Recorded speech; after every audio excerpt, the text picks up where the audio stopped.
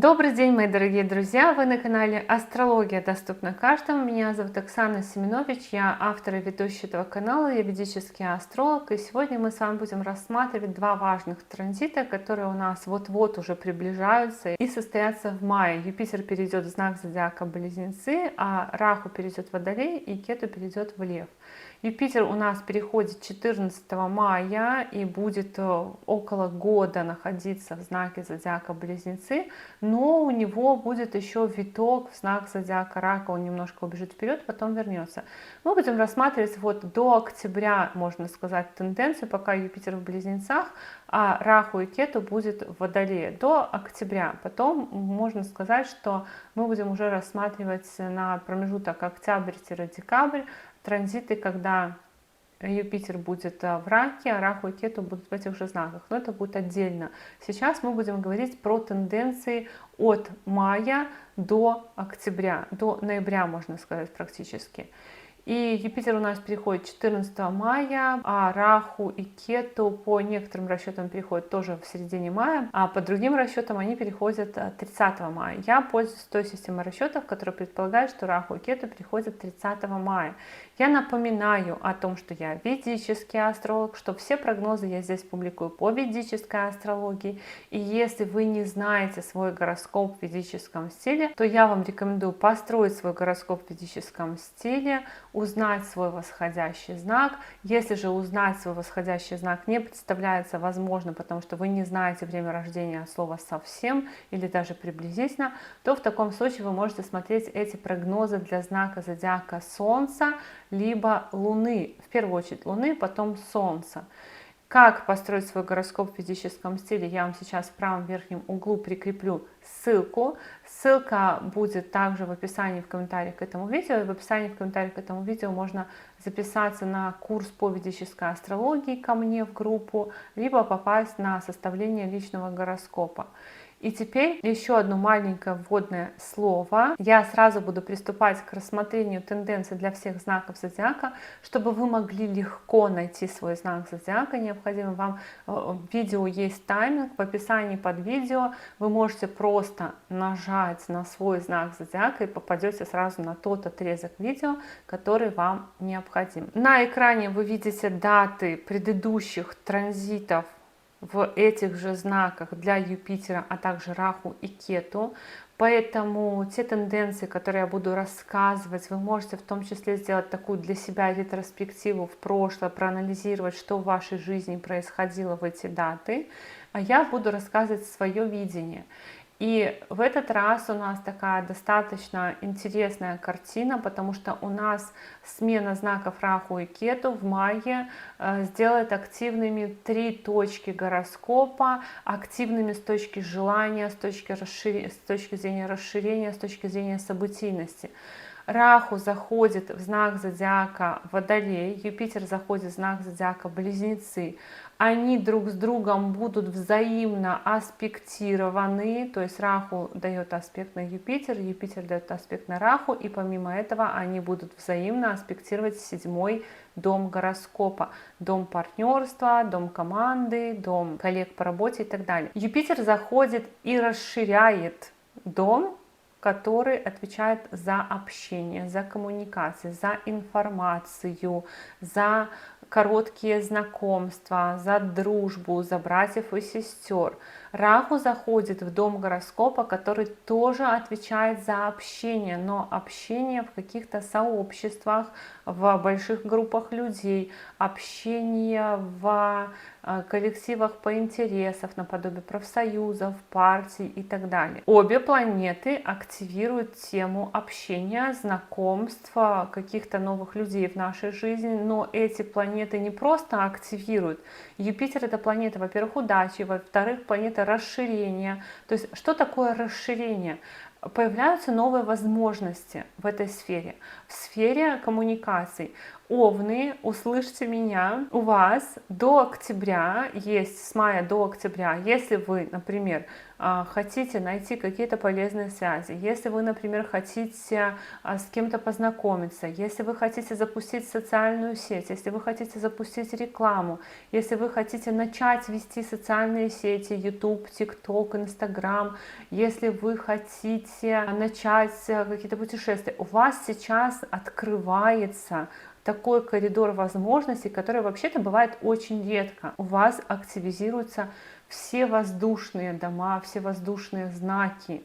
У вас активизируются все знаки, связанные с общением, связанные с исполнением желаний и связанные с налаживанием коммуникаций. Поездки тоже будут. И третий дом, дом коротких поездок по Юпитеру. Юпитер в третьем доме гороскопа, конечно, увеличивает количество поездок, но количество каких поездок? Что такое короткие поездки? На самом деле многие люди воспринимают короткие поездки как поездки на короткое расстояние. Но на самом деле короткие поездки, а у вас тем более, у вас управитель 9 дома, дома удачи, заходит в третий дом гороскопа, 9 дома, дома зарубежных путешествий заходит в третий дом гороскопа. У вас эти короткие поездки, как и в целом у других людей короткие поездки, не только на расстояние там какое-то там 100 километров, 20 километров, 10 километров, но и короткие поездки, когда вы выезжаете куда-то на короткое время. То есть сегодня вам надо быть в этом городе, завтра вам надо быть в этом городе, и вы просто перемещаетесь, как, например, пилот самолета, как, например, капитан дальнего плавания, или, ну, не дальнего плавания, наверное, нет, потому что он длительные поездки все-таки совершает, а вот пилот, который слетал в одну страну в один день и вернулся, он скорее совершает короткую поездку, хоть и на большое расстояние, то есть во времени это короткая поездка. Что еще важно? Раху у нас заходит в 11 дом гороскопа, он тоже связан с поездками и путешествиями. И эти путешествия скорее носят развлекательный характер. Поэтому каких-то поездок, таких деловых, поездок для того, чтобы развеяться, для того, чтобы немного отдохнуть, у вас будет больше. Что еще я вам рекомендую, мои дорогие овны? Обязательно участвовать в каких-то конкурсах, мероприятиях, подавать заявки на гранты, на стипендии, на финансирование. У вас дома, которые отвечают за исполнение желаний, активизируются двумя планетами, одна из которых это планета расширения, вторая это планета раздувания. То есть две планеты, которые отвечают за какой-то вау-эффект, они как раз у вас в этот раз формируют такие три точки напряжения, три точки фокуса, на котором вы будете сфокусированы. Управитель 12 дома гороскопа у вас, Юпитер в третьем доме гороскопа, активизирует 7 дом, как управитель 12, как управитель 9 дома гороскопа. Юпитер активизирует 7 дом. И это значит, что, во-первых, это могут быть знакомства, опять же, в поездках, это может быть приобретение каких-то связей в поездках. У некоторых это может быть даже в таком ключе, что вы найдете свою любовь за границей и будете друг к другу ездить. Вот вам короткие поездки, либо поездки на короткие расстояния, либо вот такие вот, когда там на 1-2 дня мы выезжаем. Но, конечно, Юпитер дает и благословение на перемены в личной жизни, как и Раху, потому что 7 дом это не только дом коммуникаций. Юпитер и Раху дают благословение на перемены в личной жизни, на то, чтобы, если вы одиноки, чтобы в вашу жизнь пришел новый человек. Если вы, допустим, в отношениях, но у вас не оформлены отношения, то будет стремление к тому, чтобы уже договориться о чем-то, какой-то союз скрепить или что-то такое. Ну и есть, конечно же, указание по Раху, не только по Юпитеру, который аспектирует 7-й дом гороскопа, но и по Раху есть указание на то, что это могут быть иностранцы, на то, что это могут быть люди какой-то другой крови, другой религии, и религии тоже. И у вас может быть, кстати, даже у некоторых овнов такая религиозная история всплыть в эти полгода, вопросы, может быть, изменения религии, потому что управитель дома религии стоит в доме документов, в доме, который отвечает за то, чтобы переделать, допустим, наименование, название. Конечно, это может быть и смена фамилии тоже какая-то, это может быть и смена имени, но это может быть и смена именно религиозного характера. В том числе это может быть венчание у кого-то из овнов, потому что 9-й дом, дом духовности, аспектирует 7-й дом гороскопа.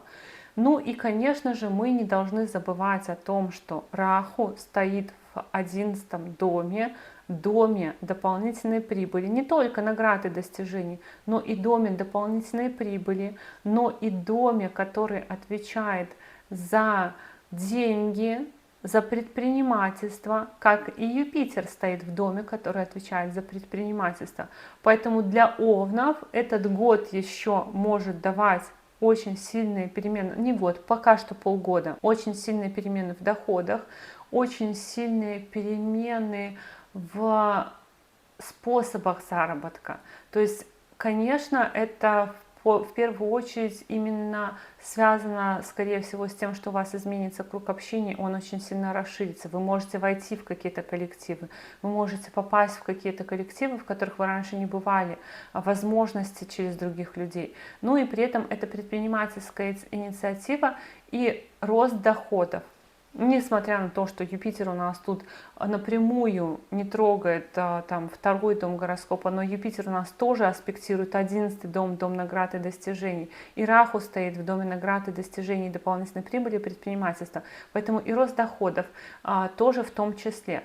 Что еще? Раху тоже аспектирует 3-й дом гороскопа, поэтому документы может быть, нужно будет какие-то иностранные оформлять, общаться с иностранцами тоже, общаться с людьми, с которыми вы в целом, может быть, не очень понимаете, как найти язык, и вы будете как будто бы разговаривать на разных языках, даже если это не иностранцы, но все равно вот эта вот энергия общения у вас будет присутствовать.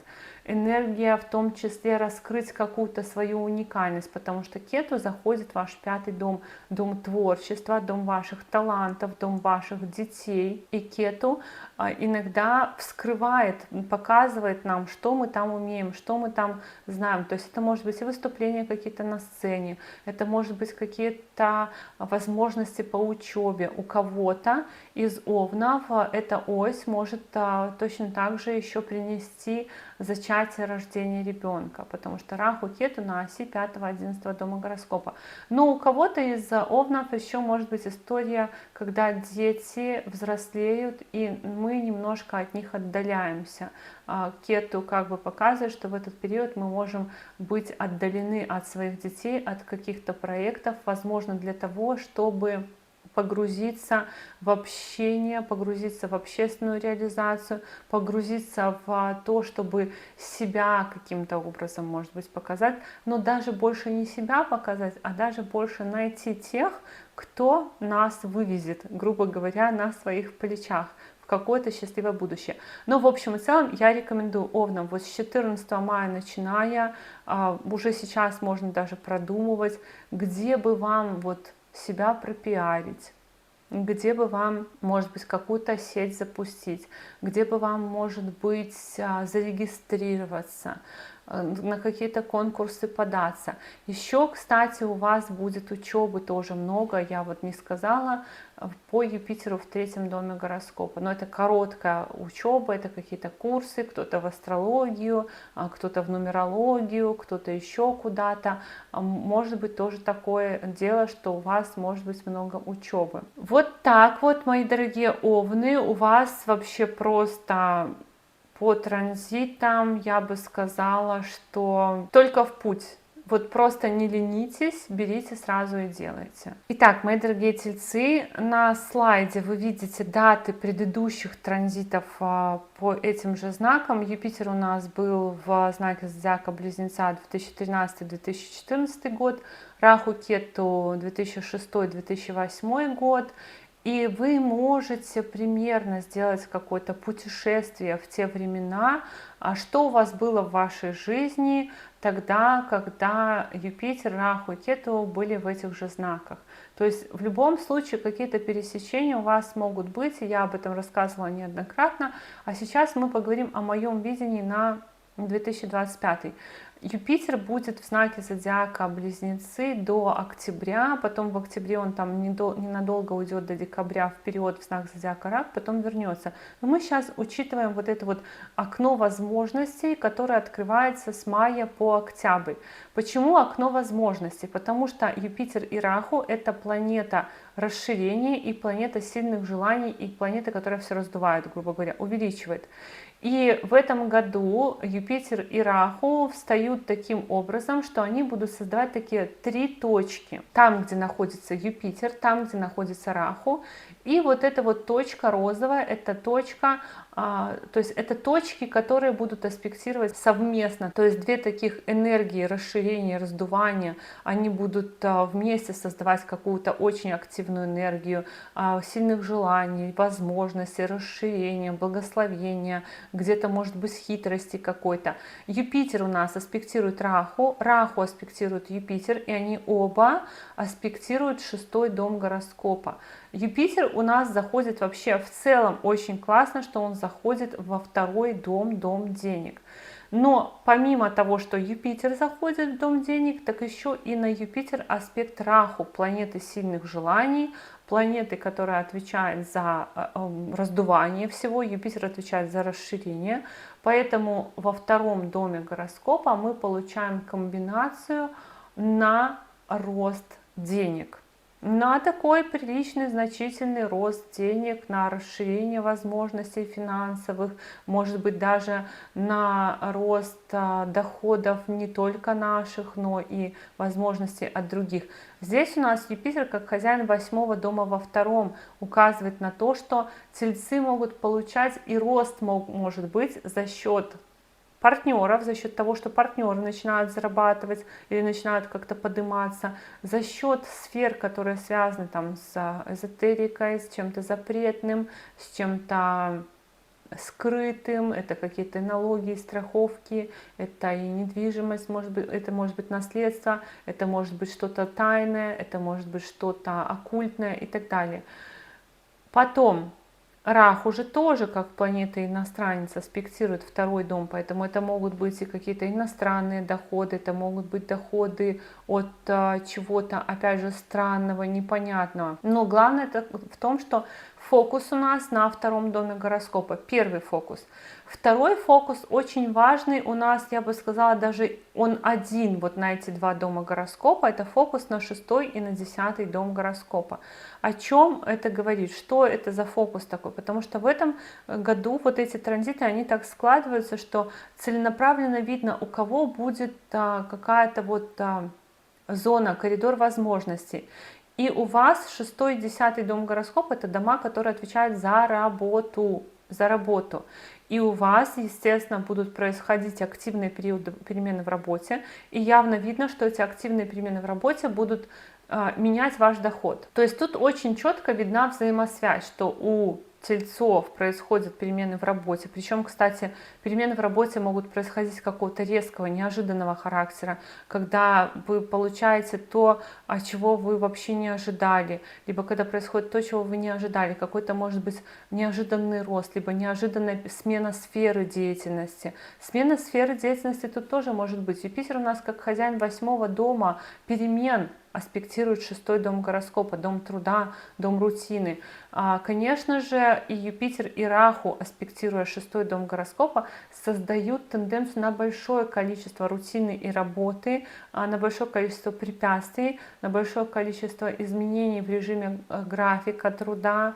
Поэтому у вас начинается очень активный рабочий период, май, октябрь, когда вы будете очень направлены на то, чтобы что-то изменить в работе, статусы какие-то получить, но не только в работе, а подстроить свой режим под что-то, изменить свой режим жизни, темп жизни, ритм жизни, какие-то, может быть, привычки. Это могут быть привычки и в питании, и в спорте, и в здоровье, и так далее. Раху в 10-м доме гороскопа говорит о том, что в эти 1,5 года, то есть Раху и Кету у нас заходят на 1,5 года, в эти 1,5 года у вас будет такая история, что вы будете либо получать новые статусы, либо будете стремиться к получению новых статусов. Но тоже Раху — это планета иностранец, планета, которая все раздувает. В 10-м доме, доме работы, доме статуса, дает либо большое количество работы, но такая интенсивная, напряженная работа. И эта интенсивная, напряженная работа дает вам, соответственно, потом и деньги. То есть я не могу сказать, что деньги просто свалятся на вас с неба, но они будут, они появятся из-за того, что вам нужно будет очень много, скорее всего, работать, может быть, у вас будут новые возможности и так далее. Кету у нас заходит в 4-й дом гороскопа. Кету — планета отрезания, отчуждения, отстранения. Но Кету не всегда плохо, Кету часто даже хорошо. И когда Кету заходит в 4-й дом гороскопа, то, скорее всего, это либо смена места жительства, либо смена, допустим, поменять машину, поменять, продать квартиру. Но это может быть обновление, ремонт, это может быть смена такая, что просто купили что-то, заезжаем в новое жилье. Кету в 4-м доме может давать отстранение от мамы, то есть жили где-то рядышком, начинаете разъезжаться, либо отстранение от того места, где вы живете, то есть однозначно эта тенденция либо редко бывать дома, либо наоборот быть очень привязанным к дому, но невозможно, допустим, часто дома находиться, потому что Раху будет вытягивать социальную реализацию, например, постоянно ходите там по музеям, по кино, по выставкам, по каким-то друзьям ездите, часто ночуете не дома, часто останавливаетесь где-то в гостинице. То есть вот такая вот история. И Кету будет давать вот такое вот немножко отстранение от дома, отстранение от того места, где вы живете. Но это отстранение, возможно, будет из-за того, что у вас будет очень высокий уровень занятости, потому что у нас Раху в 10-м доме, потому что Раху и Юпитер аспектируют 6-й дом, дом работы, дом рутины, дом препятствий. Что еще важно? Юпитер во 2-м доме гороскопа и аспект Раху на 2-й доме гороскопа, на 2-й дом гороскопа тельцам очень вероятно могут дать большую необходимость изучать иностранные языки, либо разговаривать с иностранцами. Может быть, там говорить какие-то приятные речи, проповеди читать или что-нибудь в этом роде. Также влияние Юпитера и Раху на 2-й дом гороскопа, они еще дают такое изменение привычек в питании. Может быть, кто-то вот в этот период из тельцов начинает вот просто злоупотреблять, много есть. Остерегайтесь большого количества сладостей. Вас будет тянуть, скорее всего, что-нибудь такое съесть, и может быть повышенный аппетит, и все в таком духе. То есть жажда какого-то ресурса, повысить уровень энергии, повысить уровень витаминов. Энергии будет больше, кстати, потому что Юпитер будет во 2-м доме гороскопа, доме энергии. То есть у вас как будто бы просыпается такой моторчик, энерджайзер, и вы начинаете что-то там творить, что-то там изобретать, придумывать, какие-то для себя новые возможности открывать и так далее. Что еще хотелось бы отдельно добавить вот по аспекту Юпитера на 6-й дом гороскопа, на то, что у вас могут быть в эти полгода проявляться какие-то скрытые недоброжелатели, те, кто вам делает какие-то гадости из-под тишка, и могут быть какие-то конфликты с теми, кто что-то делает против вас из-под тишка. Поэтому тенденция еще такая: не особо доверять каким-то людям, которые втираются к вам в доверие, намеренно пытаются с вами там поговорить, что-то у вас выведать, потому что какие-то шпионы, какие-то тайные враги могут в этот период тоже активироваться. Ну и еще одна история про Юпитер, который аспектирует 6-й дом гороскопа, это, конечно же, история того, что у тельцов могут быть большие выплаты, связанные с кредитами, ипотеками, с судебными какими-то делами, с наследствами и так далее. Это вот ближайшие полгода могут быть какие-то завершаться вопросы, которые, допустим, были начаты ранее. Близнецы. На слайде у нас даты предыдущих транзитов Юпитера, Раху и Кету по этим же знакам. Юпитер у нас был в 2013-2014 году в вашем первом доме гороскопа. Раху, Кету были в 2006-2008 в вашем 3-м и 9-м домах гороскопа. В этом году, то есть вы можете сделать для себя такую ретроспективу, посмотреть в прошлое, что происходило в вашей жизни, и какие-то перекликающиеся события наверняка будут. Наверняка будут какие-то истории, которые вы уже проживали. Понятное дело, что точь-в-точь все не повторится, но какие-то пересечения могут быть. Теперь давайте я расскажу про свое видение, про то, что важно, потому что это важно с точки зрения фокуса, который у нас сформируется уже в мае. Какой это фокус? У нас будут 3 таких точки очень сильных. Это ваш 1-й дом гороскопа, ваш 9-й дом гороскопа и ваш 5-й дом гороскопа. Эти 3 точки будут взаимно аспектироваться Раху и Юпитером. Почему? Потому что Юпитер у нас аспектирует 5-й дом гороскопа, Юпитер у нас аспектирует 7-й дом гороскопа и 9-й дом гороскопа. Раху у нас аспектирует Юпитер, Раху у нас аспектирует 3-й дом гороскопа и аспектирует 5-й дом гороскопа. Поэтому Раху и Юпитер аспектируют взаимно друг друга и взаимно аспектируют 5-й дом гороскопа, дом детей, дом обучения, дом влюбленностей. И таким образом у нас создаются 3 точки, очень сильных энергетические точки, которые будут активны. И Юпитер — это планета расширения, удачи, мудрости в жизненной философии. А Раху — это планета сильных желаний, иллюзий и тоже раздувания такого, когда хочу, не могу.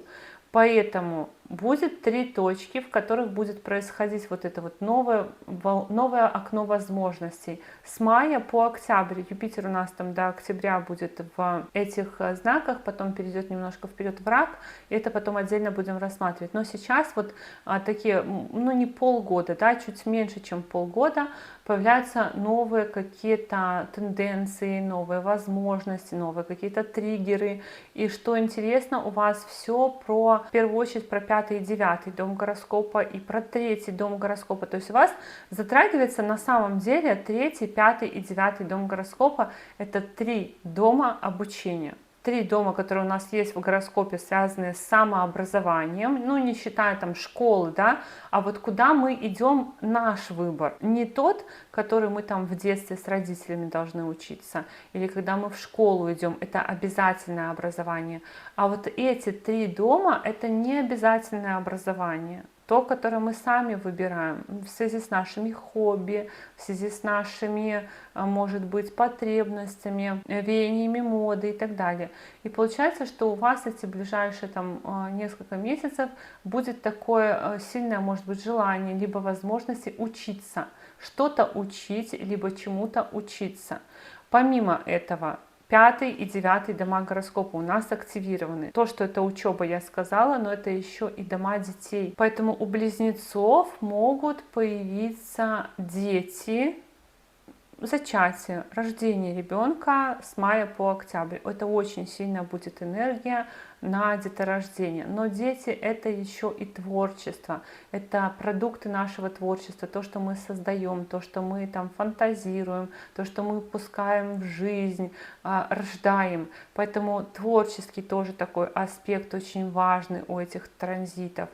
И еще один важный аспект у этих транзитов — это то, что в первом доме гороскопа у вас будет Юпитер, и Раху будет аспектировать первый дом гороскопа. То есть это такая еще энергия, когда внимание направлено на вас, когда вы можете выходить на первое место, когда вы можете быть таким человеком, у которого есть возможности. Очень сильно у вас на самом деле может появиться такое желание что-то изменить в себе, внешность каким-то образом изменить. Это может быть и так, что вы сами там что-то делаете, начинаете преображение, какой-то имидж меняете что-то в теле, но точно так же это может быть и набор веса по транзиту Юпитера по первому дому гороскопа, это может быть и что-то наподобие там ем все подряд, да, поэтому вам тоже нужно быть внимательнее к своему здоровью с этой точки зрения, стремиться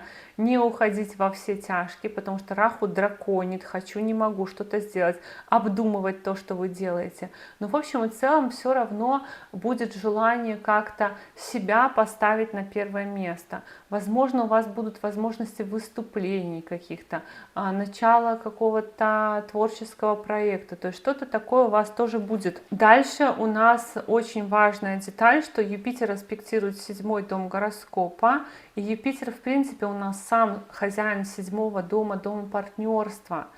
И Юпитер в первом доме гороскопа вообще может быть такое, что партнеры будут влиять на вас, будут вам каким-то образом помогать, если вы в партнерстве, будут влиять на ваше мировоззрение, на вашу подачу, на ваш имидж, на ваши решения. Но точно так же есть тенденция на то, что это может быть какая-то команда, которая вас возвышает, какой-то коллектив людей, который вас возвышает, который вас выбирает куда-то как своего представителя. А для одиноких близнецов это тенденция на то, что с вами кто-то может знакомиться, кто-то может проявлять инициативу. И, конечно же, очень важно, что Юпитер будет идти по первому дому гороскопа как управитель 10-го дома, дома статуса.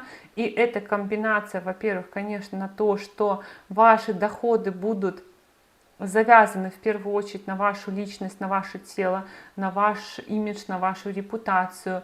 Это транзиты на получение какого-то статуса тоже.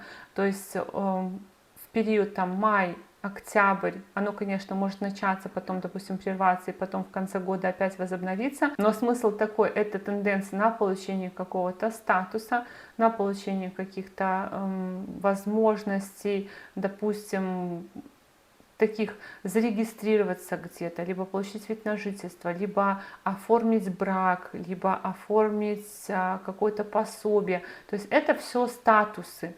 Также статус, когда мы становимся родителями, такой же статус, когда мы становимся партнерами по бизнесу, да, то есть это все статусы. И что немаловажно, что Юпитер и Раху вместе влияют на 9-й дом, который в том числе отвечает за удачу.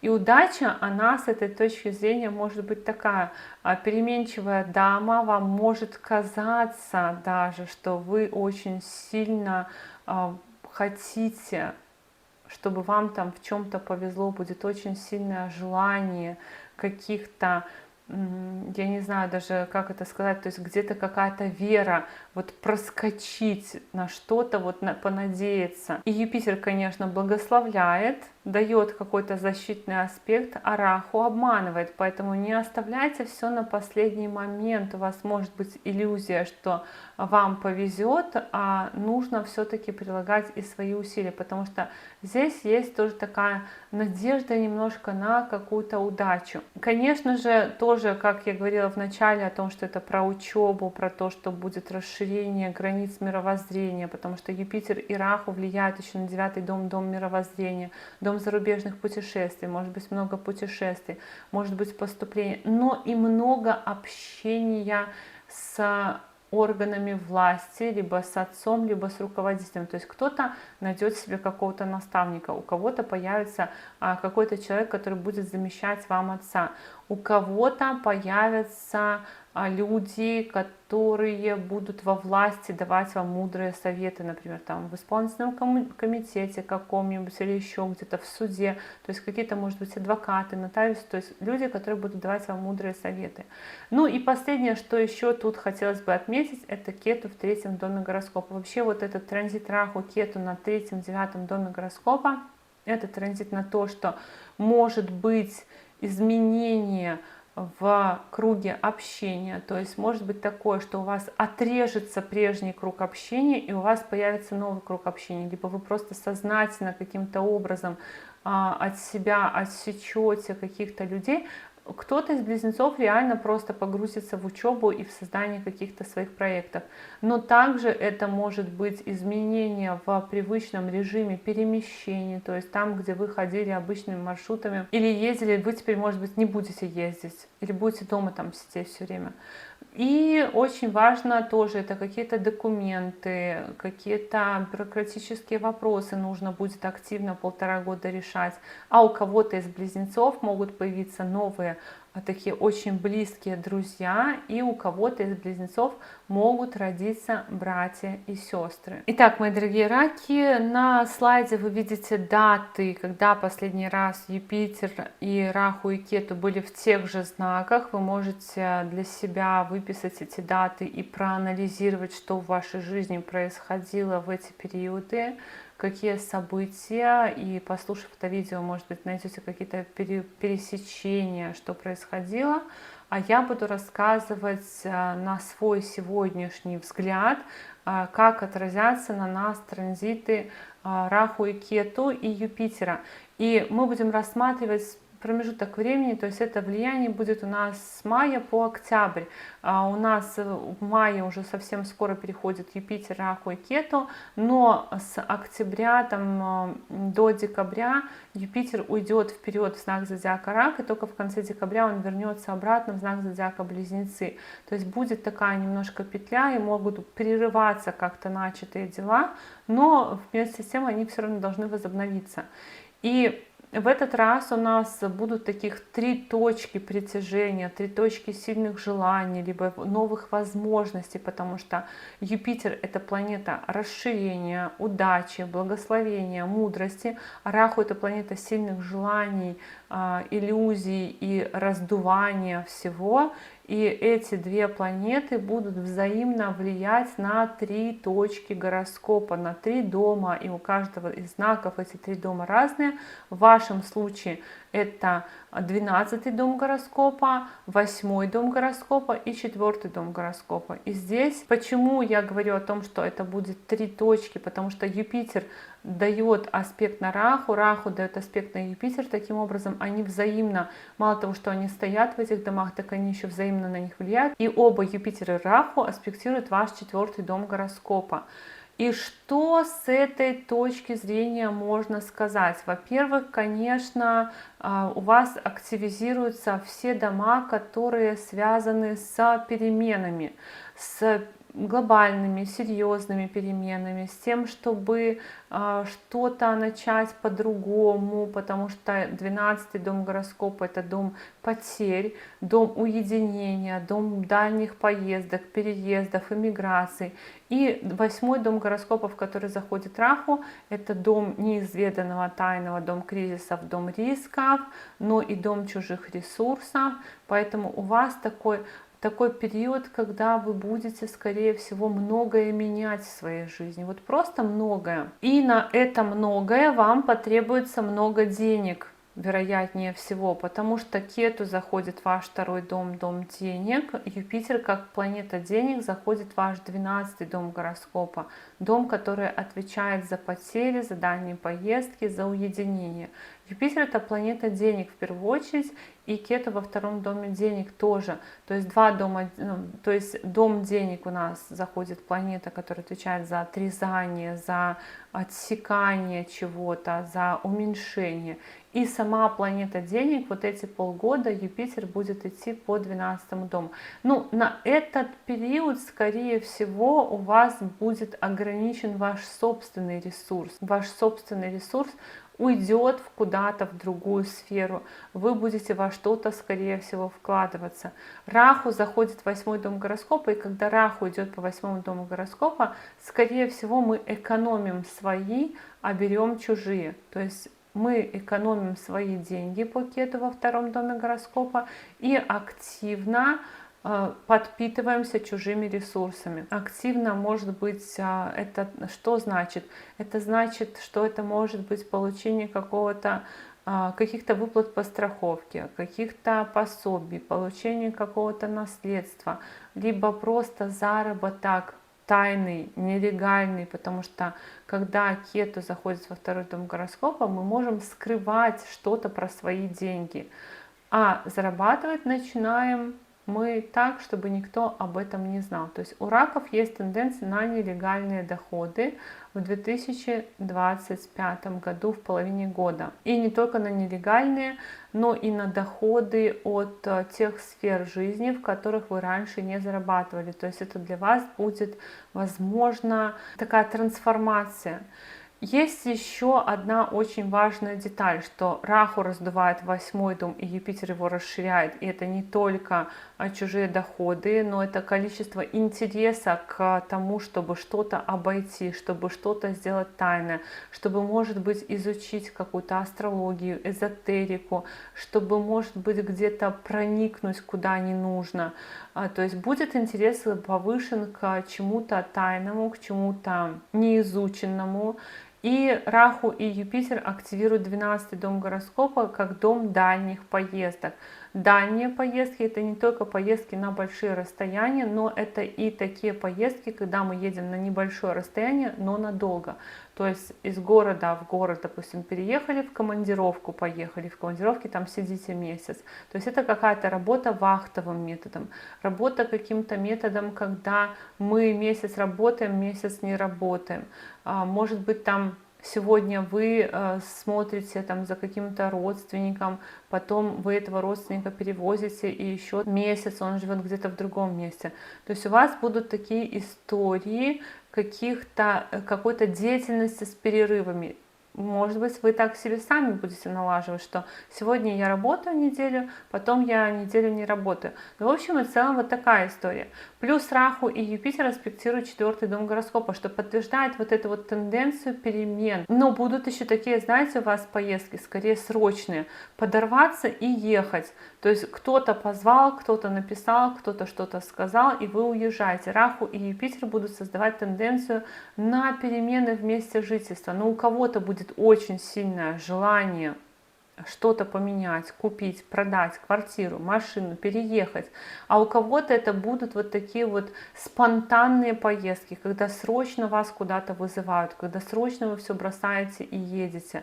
Конечно, это будут поездки и за границу. У раков тоже, скорее всего, потому что хозяин 9-го дома аспектирует 4-й дом, дома зарубежных поездок, но и хозяин 6-го, поэтому у вас, скорее всего, по работе будут какие-то спонтанные, срочные поездки. И Юпитер у нас как хозяин 6-го дома, дома работы, дома труда, дома препятствий, дома врагов, уходит в 12-й дом гороскопа. В этом есть хорошая такая плюс, даже несколько плюсов. Во-первых, конечно, это меняет ваш режим, опять же, жизненный, режим труда, режим отдыха. Но у вас в этот период, скорее всего, произойдут какие-то финальные расчеты с людьми, которые проявляют к вам недоброжелательность. То есть это, можно сказать, победа над какими-то врагами, над людьми, которые вам сделали какую-то подлость, например, или с кем у вас давние какие-то противостояние. Но это может быть и победа в судебных каких-то делах, это может быть и просто вы там кому-то утерли нос, грубо говоря. То есть это может быть какое-то противостояние, доводящее вот до каких-то таких серьезных вещей. Но других указаний на то, что вы тут с кем-то будете активно сражаться, тут у нас нету. Просто вот сам по себе Юпитер, он дает такое указание на то, что вы можете кого-то победить или кому-то что-то доказать, или что-то сделать вот такое вот, чтобы чтобы все поняли, что вы это можете лучше, чем кто-то другой. По работе могут быть поездки именно связанные с тем, что вы едете обучаться, вы едете читать лекции какие-то, вы едете для того, чтобы обучать каких-то других людей. То есть если вы, например, работаете мастером на каком-то заводе, вас могут отправлять на заводы в другие города и страны, чтобы вы приехали и научили, как настраивать там какой-то станок, как настраивать там какой-то процесс.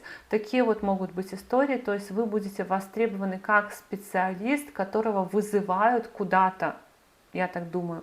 Но в общем и целом это период такой скорее тренировочный какой-то у вас, когда вы нарабатываете какую-то экспертизу, имя, может быть, что-то в таком роде, потому что все равно у вас еще и транзит Сатурна по 9 дому гороскопа тоже на учебу какую-то, и у вас как будто бы вы начинаете какое-то становление как эксперт, начинаете какое-то становление как личность, может быть, вы будете ездить для того, чтобы практиковаться в чем-то.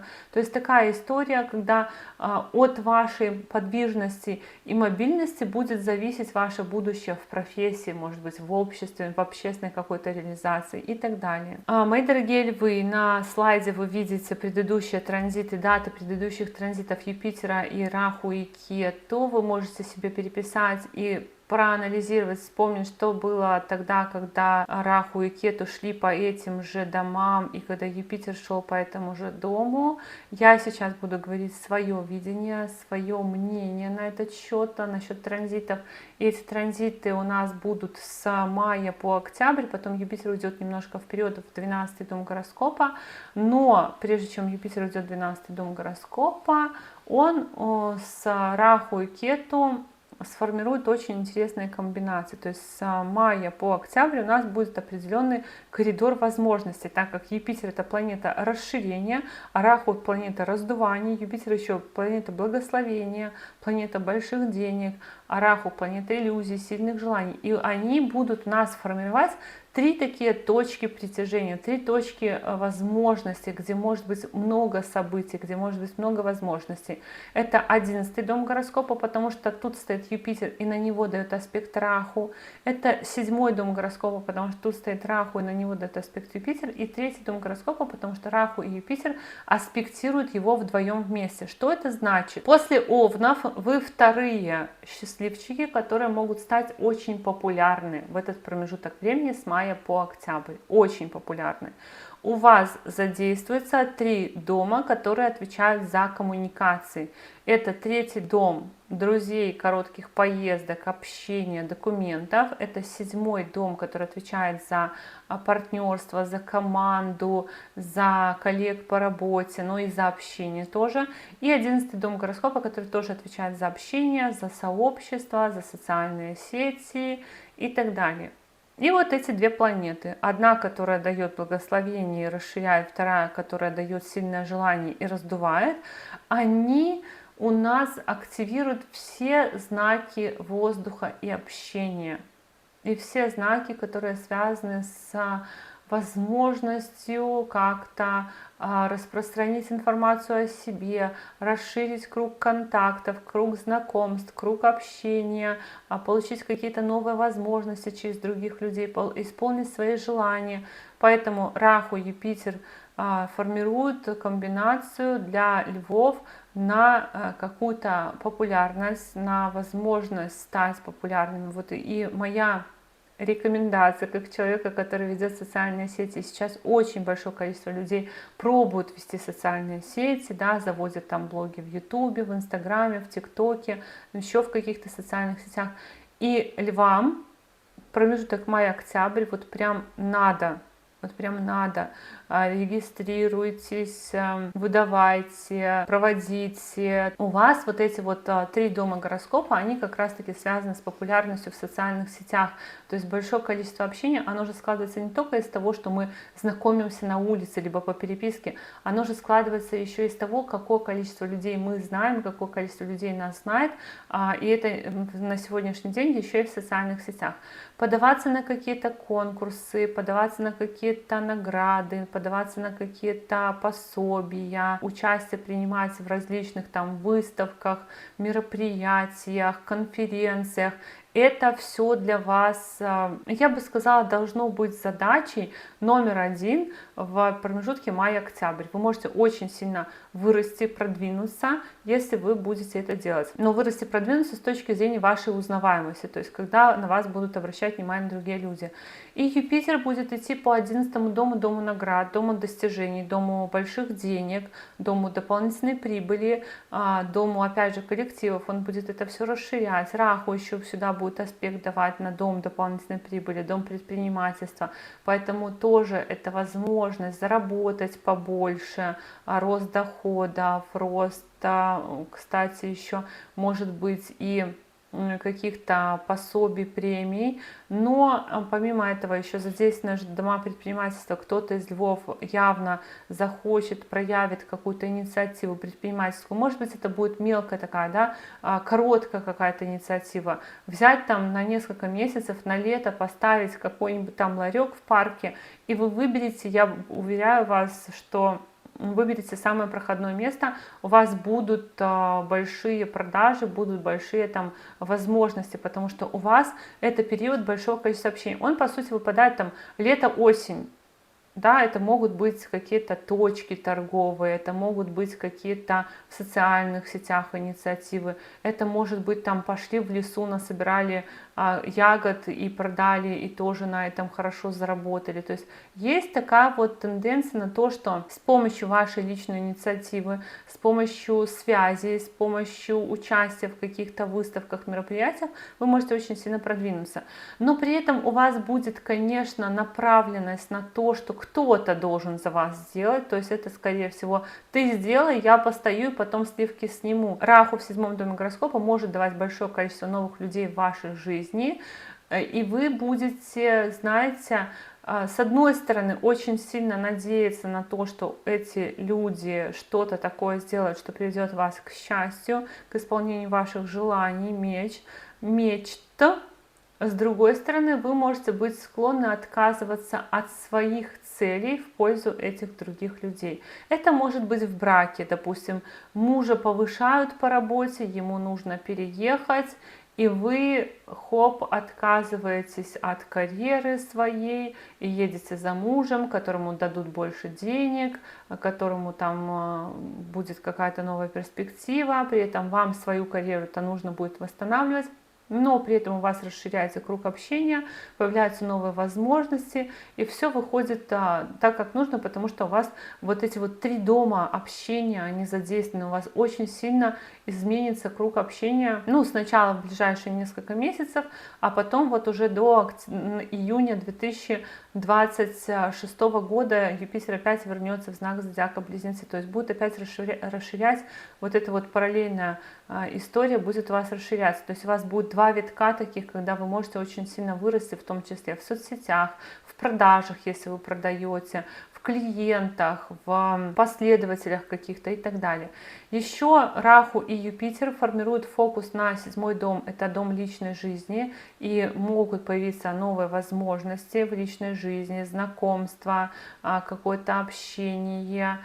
Помимо этого у нас есть комбинация на успехи ваших детей в чем-то, на успехи ваших проектов, на успехи ваших каких-то начинаний, какая-то помощь, опять же, ну, то есть эта помощь, она может быть и финансовой, она может быть и в виде ваших, там, получения вами именно энергии других людей, поэтому я не говорю тут только про деньги, но у вас здесь именно для какой-то популярности тоже такие множественные комбинации.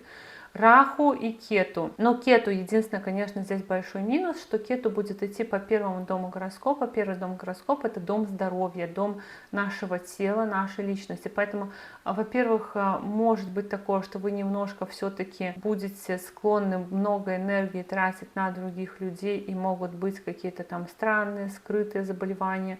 Или, допустим, у вас нет никакого заболевания, а вам все кажется такая-то, знаете, как она называется, не паранойя, вот навязчивая идея, что у вас там что-то не так. То есть кету как будто бы забирает силы, и вы, может быть, будете направлены на большое количество общения, может быть, просто все люди будут хотеть с вами общаться, вы станете там какой-нибудь кинозвездой или там, я не знаю, депутатом, может быть, или еще кем-то. То есть будет приковано внимание к вам, и, конечно же, будет очень сильное желание что-то изменить в личной жизни тоже и так далее. Ну и, конечно же, документы. Опять вот Раху и Юпитер аспектируют третий дом, дом документов, дом хобби, дом коротких поездок, поэтому будет много обучения, много коротких поездок, будет много общения, и нужно будет много документов каких-то делать, получать и так далее. Могут быть какие-то неожиданные, кстати, новости в ближайшие там несколько месяцев, которые там всплывают срочно. Плюс у нас аспект от пятого, управителя пятого дома на третий дом гороскопа. Это значит, что те львы, у которых есть дети, у которых есть какие-то проекты, вам нужно будет их как-то оформлять документы на детей, может быть, менять имя у кого-то и так далее. Но в общем и целом я считаю, что даже с учетом того, что у вас Сатурн по восьмому дому гороскопа пошел, все равно я считаю, что вот эти несколько месяцев могут дать вам какие-то очень хорошие возможности через других людей. Мои дорогие девы, на слайде вы видите даты, когда Юпитер, Раху и Кету были в этих же знаках. В этих же знаках, и, собственно говоря, вы можете проследить, то есть вы можете вернуться немножко там в своей памяти в те времена, когда у вас это происходило, в те времена, когда были транзиты такие же Раху и Кету и такой же транзит Юпитера, немножко для себя проанализировать, потому что в чем-то тенденции будут перекликаться, какие-то общие события с теми годами вы тоже найдете. А я буду сейчас рассказывать про транзит Раху и Юпитера и Кету, и что они нам обещают, потому что на самом деле в этом году с мая по октябрь, пока Юпитер будет в Близнецах, будет формироваться очень сильная энергия в трех точках. Во-первых, Юпитер, конечно, будет в Близнецах, потом он идет до декабря в Рак и потом вернется, но вот эта энергия в трех точках, она как бы начнет формироваться у вас с середины мая. О чем она и почему это сильная энергия? Потому что, во-первых, Юпитер и Раху аспектируют друг друга взаимно. То есть Раху стоит в шестом доме и расширяет, раздувает, дает много желаний в этой сфере, либо много иллюзий в этой сфере. И на него еще дает аспект Юпитер, планета благословения, планета расширения, планета удачи, на этот же дом гороскопа. Юпитер стоит в 10-м доме гороскопа, и на него дает аспект Раху. И Раху, и Юпитер взаимно аспектируют второй дом гороскопа. Один как планета расширитель, второй как планета такое драконящее наши чувства. И вот эти вот три точки дают нам новые возможности и посылают очень мощный сигнал, чем будет занята Дева с мая по октябрь и потом с декабря по июнь, потому что Раху и Кету останутся в этих же знаках, а Юпитер туда опять вернется. Чем будет занята Дева? Дева будет занята налаживанием, изменением режима дня и отдыха, изменением в целом режима жизни, переменами в работе, кардинальными, возможно, да, потому что Раху у нас идет по дому работы. Может быть, кто-то, допустим, если вы не работали, вы начнете очень сильно искать работу, вы начнете очень сильно вовлекаться туда, да, по шестому дому гороскопа пошел Сатурн, он мог немножко так отрезать от кого-то из дев работу, либо замедлить результаты по работе. Сейчас у Девы может быть такая очень серьезная направленность на работу. Я вам, кстати, скажу, что вот, допустим, я в эти периоды Юпитера и Раху и Кету, у меня каждый из этих транзитов у меня была смена работы. Когда был Раху и Кету в Водолее и во Льве, у меня была смена работы, плюс при этом у меня был и большой рост в работе, а потом резкая смена работы и много работы. А когда Юпитер шел по знаку зодиака Близнецы, у меня тоже была смена работы, хотя я на самом деле не так часто работу меняла, мне можно все по пальцам пересчитать, сколько я где работала, и потом ушла в астрологию. Поэтому вот эти транзиты, они, конечно, на то, чтобы найти работу, причем когда Раху и Кету у меня шли, допустим, я нашла работу, меня позвали меня позвали, когда Юпитер шел по 10-му дому гороскопа, я нашла очень хорошую работу, престижную, которая потом со мной осталась на много лет, и которую я очень любила, поэтому Юпитер дает возможности классные именно на престижную какую-то работу или на престижный какой-то статус, потому что 10-й дом — дом статуса, Юпитер будет расширять, Раху будет расширять возможности в работе, может быть, деловую хватку какую-то. Плюс они будут аспектировать 2-й дом, дом денег. То есть это, безусловно, будет рост доходов какой-то у Девы.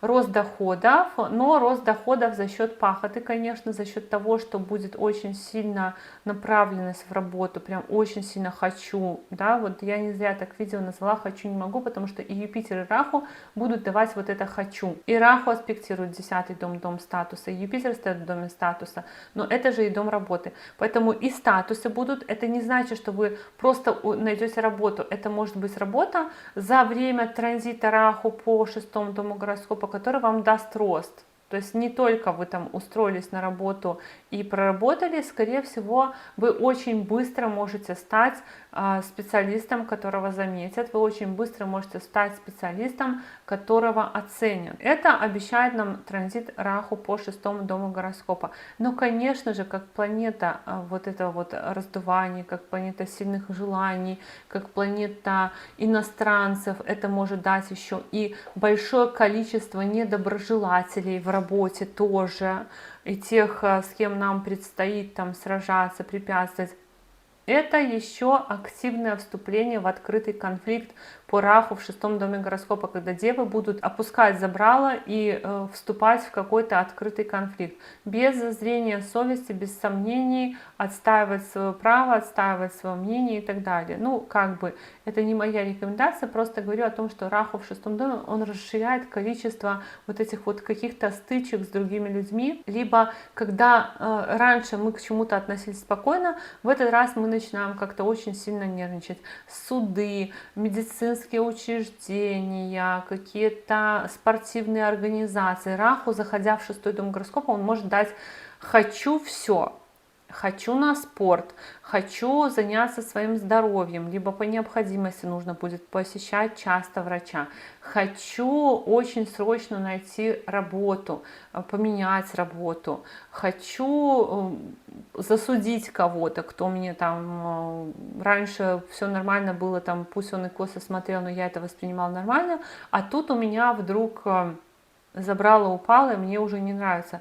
То есть будет очень сильное желание вот сражаться с кем-то или с чем-то и так далее. Поэтому Раху в 6-м доме вот этот транзит может давать, как и расширяющий Юпитер, который будет аспектировать 6-й дом гороскопа, и суды, и спорта большое количество, может быть, в вашу жизнь придет, либо вернется, либо увеличится, и хождение по медицинским учреждениям, но и работы тоже может быть очень много.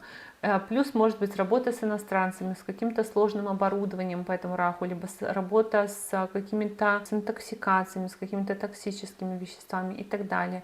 Работа с иностранцами по Раху в 6-м доме гороскопа, к тому же у нас еще и Юпитер аспектирует 6-й дом гороскопа. Юпитер формирует комбинацию на получение статуса в партнерстве, в команде. То есть это, конечно, вот такая комбинация на то, что вас могут выдвигать, допустим, руководителем куда-то. Ну, не только руководителем, это условно руководителем, то есть повышение в должности. Это очень хороший транзит на то, чтобы получать повышение в должности, либо на то, чтобы регистрировать брак, либо на то, чтобы еще входить в какую-то команду, создавать какую-то команду, бизнес, партнерство создавать. Это все хорошие транзиты для этого.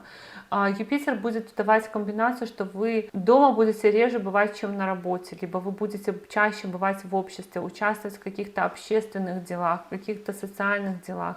Но тут еще и Раху, то есть еще и ваша роль социальная очень сильно вырастет, помимо того, что у вас будет больше работы, но социальная роль тоже очень сильно вырастет, и вы будете направлены больше на социальную какую-то активность. И за счет этого у нас вот все будет активизировать наш дом денег. Конечно, это изменения в питании, может быть даже необходимость таблетки какие-то принимать, либо много витаминов принимать. Это могут быть еще необходимость иностранными языками пользоваться, изучать, потому что две планеты, которые связаны с иностранными языками, будут аспектировать дом речи. Дом, который отвечает за то, как мы говорим. Это могут быть и деньги от иностранцев, конечно, но и речь тоже. Поэтому у Дев начинается сезон деловой активности. После того, как Сатурн шел по 6-му дому гороскопа, и когда вы могли чувствовать какой-то, у кого-то даже там отстранение от работы, либо медленный рост, у вас начинается сейчас сезон активности и отстаивания своих границ, интересов, вхождение в какие-то новые коридоры возможностей. И еще, что интересно, здесь у нас Юпитер как хозяин 4-го дома в 10-м будет, то есть это какое-то, может быть, частое проживание не дома, частое проживание в гостях, может быть, в каких-то гостиницах, там еще где-то. И можно еще получать статус какой-то по месту жительства, по транспорту, по, может быть, статус, связанный с мамой, с корнями там, и так далее. В общем и целом можно сказать, что у вас такая деловая активность, то есть редко когда так прям все в одну точку. Здесь получается, что два дома работы и дом денег завязаны. Получается, что однозначно у вас фокус самый главный на то, чтобы заработать деньги или на то, чтобы там что-то изменить в работе, да, но это все будет именно на деньги завязано. Кету еще не сказала в 12-м доме гороскопа, но когда Кету у нас в 12-м доме гороскопа, это может быть какие-то либо путешествия такие духовные с целью посетить там какие-нибудь монастыри, санатории, паломничество, либо еще это может быть отказ от отдыха, может быть меньше отдыха, либо наоборот, то есть Кету это планета, которая может давать и благословлять и то, что мы от нее не ожидаем в этой сфере, именно какой-то бонус, поэтому может быть и изменение опять режима труда и отдыха. Ну и в целом хорошо, что в 12-м доме гороскопа у нас практически нет живых показателей, но Кету это планета отстранения, отрезания, может быть действительно поменяется режим сна какой-то, режим поездок тоже каких-то, да, то есть режим отдыха, как будто бы у Девы больше включается вот рутина, какие-то даже, ну, просто раздутая рутина, когда очень много нужно будет переделать дел как бы для того, чтобы куда-то успеть, что-то успеть, и все в таком духе. Мои дорогие весы, на слайде вы видите даты, когда Юпитер, Раху и Кету были в этих же знаках последний раз. Вы можете себе выписать, посмотреть, что в вашей жизни происходило, примерно понять, о чем речь. И в какой-то степени события ближайшего вот нескольких месяцев с мая по октябрь, они будут пересекаться с тем, что я вам буду сейчас рассказывать, с тем, что у вас было тогда. Что я буду рассказывать сейчас, то, что я считаю важным, у нас вот сформируется на небе новыми транзитами. Почему? Потому что я вижу, что как раз-таки в этом году у нас будут активны очень три точки, которые сформированы Раху и Юпитером. Раху и Юпитер — это две планеты, которые отвечают за расширение, за возможности, за иллюзии, за желания, за удачу даже. То есть Юпитер расширяет, благословляет, помогает как-то. Раху дает нам очень сильное желание. И вот представьте, что мы хотим и нам помогают. Значит, это у нас точно какое-то окно возможностей перед нами открывается. И они будут формировать именно три точки в нашей жизни, благодаря тому, что они так расположатся. Раху будет в 5-м, Юпитер будет в 9-м доме гороскопа. Они друг друга здесь взаимно аспектируют, то есть Раху аспектирует 9-й дом гороскопа, Юпитер аспектирует 5-й дом гороскопа, и оба они аспектируют 1-й дом гороскопа, дом нашей личности. Вот эти вот дома, это дома-триконы, дома, которые отвечают за исполнение какого-то долга, но долга не рабочего, а какого-то духовного, может быть, долга, за какую-то духовную реализацию, за оставление после себя каких-то плодов. И что интересно, что у весов один будет стоять в доме детей, второй тоже будет стоять в доме детей, то есть Раху и Юпитер у вас формируют тенденцию, в первую очередь, две очень главных тенденции, две очень главных, которые будут прям вот под прицелом двух планет. Первая главная тенденция — это то, что у весов может произойти зачатие и рождение ребенка. И это зачатие и рождение ребенка, оно может происходить не только как ребенок физический, но это может быть ребенок, который у нас как наш ученик, либо как наш какой-то проект, который мы выпускаем в свет, написать книгу, выпустить в свет, все в таком ключе. Вторая очень важная тенденция по Раху и Юпитеру — это, конечно, учеба. 5 и 9 дома связаны с обучением, с образованием, с высшим образованием, со вторым высшим образованием. Поэтому у весов, конечно, тенденция на то, чтобы начать получать какое-то образование. Может быть, в институт поступить, может быть, уехать куда-то поступить. То есть это самые такие сильные тенденции. И третья тенденция, которая формирует Раху и Юпитер, это перемены в теле. И что такое перемены в теле? Когда женщина беременна, у нее происходят перемены в теле. Поэтому эти перемены в теле могут касаться как раз, связаны быть с тем, что весы будут ходить беременными, там, рожать детей, да, либо они могут быть связаны с другими какими-то переменами, когда мы сами пытаемся себя преобразить, изменить, поработать над своей внешностью или что-нибудь такое. Но еще, что интересно, 5 дом — это еще и дом влюбленности, поэтому весы, если вас накроет, то вы не удивляйтесь, потому что Раху в 5 доме он дает не только желание сильное детей или сильное желание учиться. Он дает еще, конечно, и тенденцию на то, что мы можем где-то выступать, можем больше ходить по разным мероприятиям, можем больше ходить по разным концертам и так далее. Но Раху в 5 доме гороскопа — это еще и сильное желание влюбленности, это еще и сильное желание, вы знаете, поскрипеть мозгом. Вот 5 дом — это дом нашего интеллекта, и поэтому какой-то скрип мозгов будет очень сильно присутствовать. Скрип мозгов до того, чтобы вот до чего-то докопаться, до какой-то сути, до какой-то истины, до чего-то вот такого вот просто вот что-то сделать. Но, конечно, и влюбленность, и романтика, и какие-то сильные желания, и какие-то сильные ощущения, сильные эмоции тоже будут у весов. И перемены во внешности благодаря, вот, допустим, и беременности, и благодаря тому, что вы сами в себе что-то будете придумывать. Ну, конечно, это может быть и для набора веса, такой транзит может повлиять, да, на набор веса. Юпитер у нас еще аспектирует, кстати, 3-й дом гороскопа, и Юпитер в этот транзит будет смотреть на свой собственный дом гороскопа. Он будет поддерживать дом гороскопа какой-то определенный. В вашем случае Юпитер будет поддерживать 3-й дом, дом документов, дом хобби, дом коротких поездок, дом братьев и сестер, будет благословлять, опять же, на учебу. То есть у нас задействованы все дома учебы. Так или иначе, 3, 5, 9, он будет давать аспекты на дом, который отвечает за учебу, за расширение круга общения, но с кругом общения тут интересно. С одной стороны, у вас стоит в 11 доме гороскопа Кету, у Кету заходит в 11 дом больших сообществ и дом друзей, но это вот большие сообщества, профсоюзы, партии, какие-то большие круги в социальных сетях и так далее. И Кету — это планета, которая отрезает, которая немножко уменьшает и делает вот таким вот невидимым, либо, может быть, неважным. А Юпитер, планета расширения, будет аспектировать свой собственный дом, который отвечает за короткие поездки, за общение, но именно вот такое вот близкие друзья, близкие братья и сестры, вот соседи, то есть, ну, вот кто на расстоянии вытянутой руки. И получается, что у вас поменяется формат общения.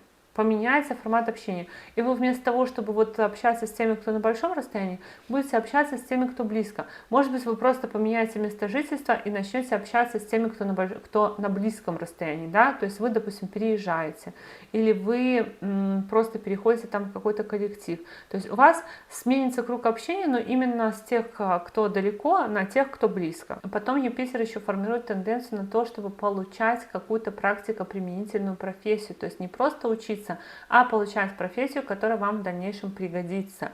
Это, например, там, пойти на обучение чему-то ручками, либо на обучение вождению или еще что-нибудь.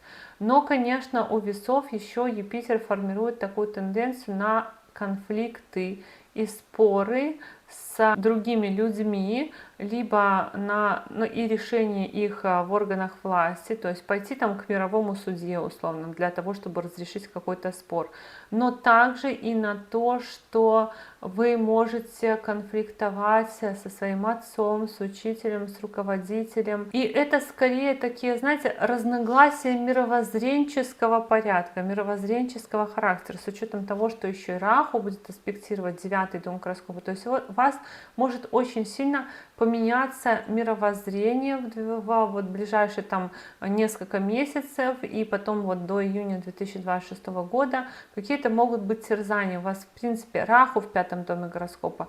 Это морально-нравственная какая-то у вас будет история, знаете, такая. Пойти на это, не пойти на это, сделать, не сделать. А что если сделать? А что если не сделать? И у вас вот этот вот заполненные дома, которые отвечают за мораль, нравственность, за вот этот вот душевный какой-то опыт, духовный опыт, за то, чтобы что-то сделать не на материальном уровне, они у вас будут активны, и у вас, скорее всего, будет очень сильно тема морально-нравственности в 2025 году. То есть могут быть какие-то выборы сложные, когда вам нужно будет сделать либо так я делаю, либо так я делаю, и это для меня хорошо, для других плохо, это для других хорошо, для меня плохо, и мне надо выбрать. Ну, это помимо тех тенденций, которые я вам рассказала в самом начале. Мои дорогие скорпионы, вы на слайде видите даты, когда Юпитер был последний раз в Близнецах, а Раху и Кету были в Водолее и в Рыбах. Вы можете себе переписать, проанализировать, что происходило в вашей жизни в эти годы, какие события, и частично события тех лет будут перекликаться с событиями нынешнего, вот ближайшего времени, потому что у нас транзиты Раху в Водолее, Кету во Льве и Юпитера будут с мая по октябрь, потом Юпитер уйдет немножко вперед до декабря в знак зодиака Рак, и потом вернется, и получается, что будет опять такой же транзит с декабря до июня 2026 года. Ну, такими, получается, какими-то перерывами. И на самом деле я считаю, что в этом году вот транзит Раху, Кету и Юпитера выстраивается так очень четко, и у всех знаков зодиака очень четко показывают, какая сфера жизни будет чрезвычайно важной. 3 таких точки, в которых будет коридор возможностей, коридор новых каких-то возможностей, которыми вам стоит воспользоваться. Что здесь у вас? И почему я так говорю про этот коридор возможностей? Во-первых, Раху у нас аспектирует Юпитер, а Юпитер аспектирует Раху. То есть это взаимный аспект 2 планет, которые стоят в каких-то определенных домах. И одна планета Раху отвечает за сильные желания, за иллюзии, за раздувание всего, то есть за какие-то возможности. А Юпитер — это планета удачи, планета расширения, планета мудрости, планета благословения. То есть эти 2 планеты, которые отвечают за приумножение чего-то, они взаимно влияют на 2 дома гороскопа.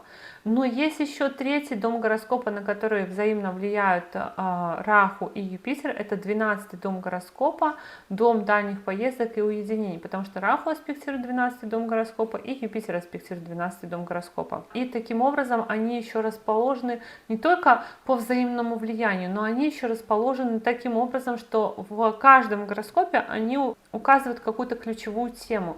И в вашем случае Раху и Юпитер вот расположены и влияют на дома гороскопа, которые связаны с такими активными переменами.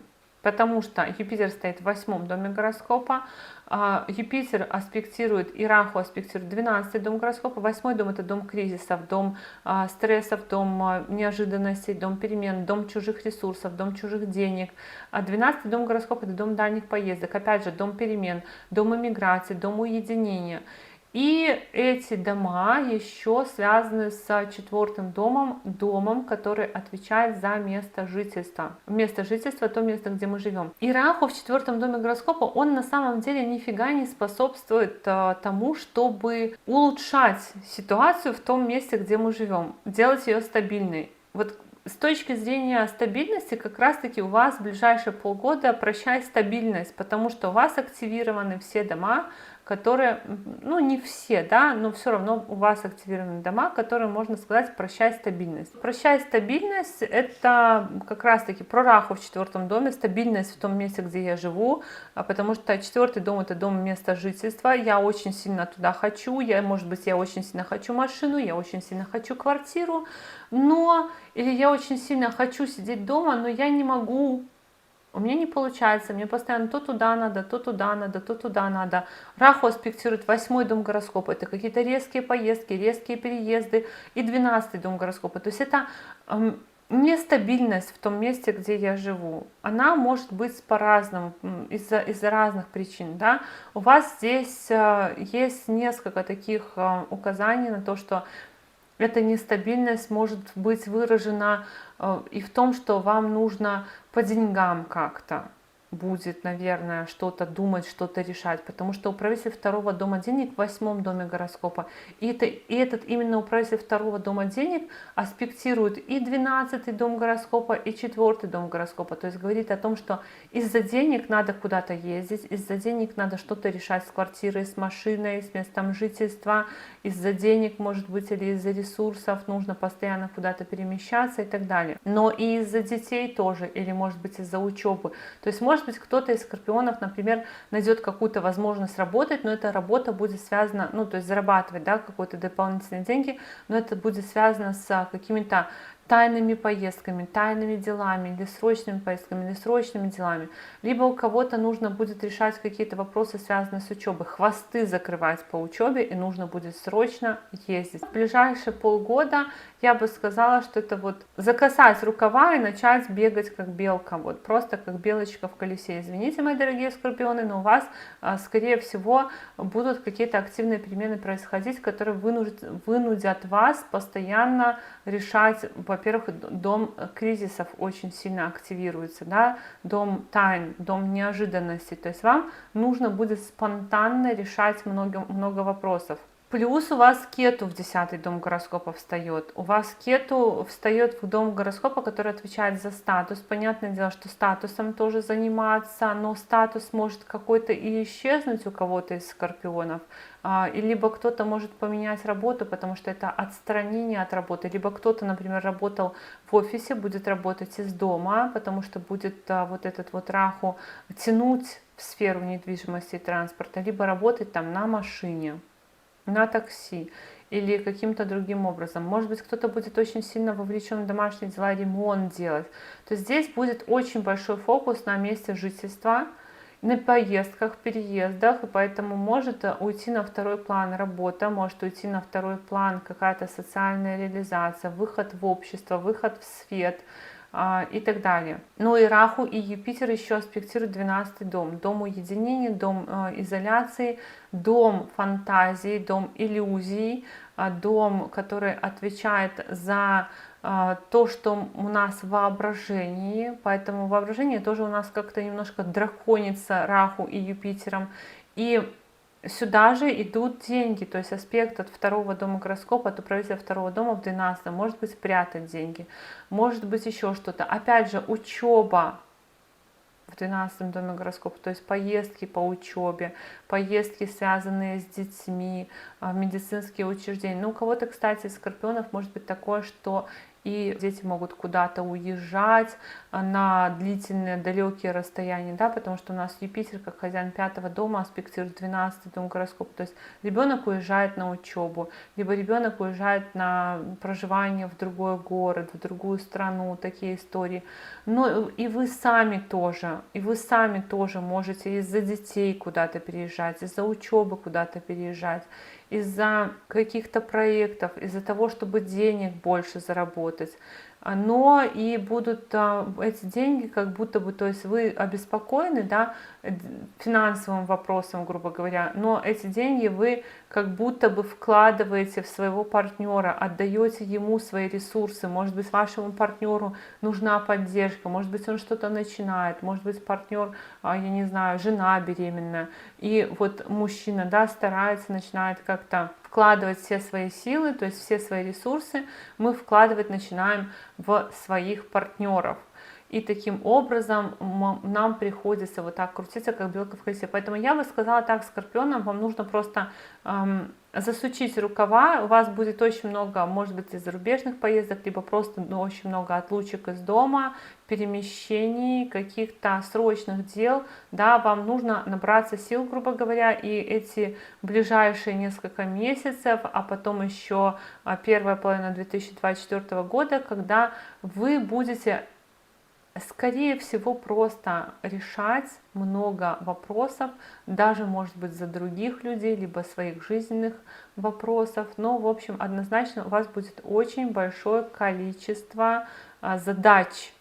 И вы сейчас уже можете, ну, не знаю, может быть, отдохнуть, может быть, как-то подготовиться морально, либо, может быть, составить планы, либо, может быть, составить список для того, чтобы эти задачи не упустить. Мои дорогие стрельцы, на слайде вы видите список, ну, как список, тут просто перечислено, когда был Юпитер последний раз в этих знаках, то есть в знаке зодиака Близнецы, и когда Раху и Кету были в Водолее и Льве. Что можно сделать? Можно выписать эти даты, можно что-то проанализировать, что было в вашей жизни в эти периоды, какие события. И таким образом можно понять, что в целом какая-то может быть перспектива у вас в текущем году, да? Потому что где-то может быть так, что я расскажу сегодня, что-то у вас повторится, а что-то у вас будет свое новенькое, потому что там они могут идти, Юпитер, Раху, Кету могут идти по каким-то планетам в вашем гороскопе, задевать их и еще активизировать какие-то дополнительные события.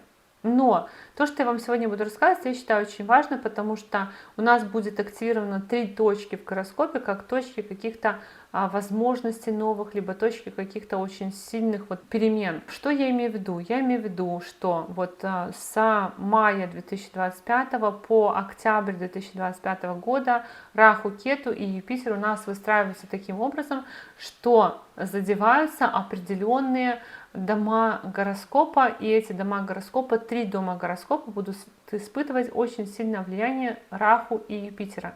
Раху — это планета сильных желаний, планета иллюзий, планета амбиций, планета раздувающая все, да, в количество там каких-то событий. И Юпитер — планета расширения, благословения, планета удачи.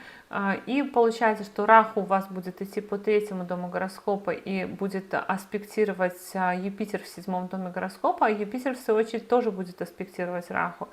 А помимо этого, они еще вдвоем будут аспектировать вместе 11-й дом гороскопа. И что это значит?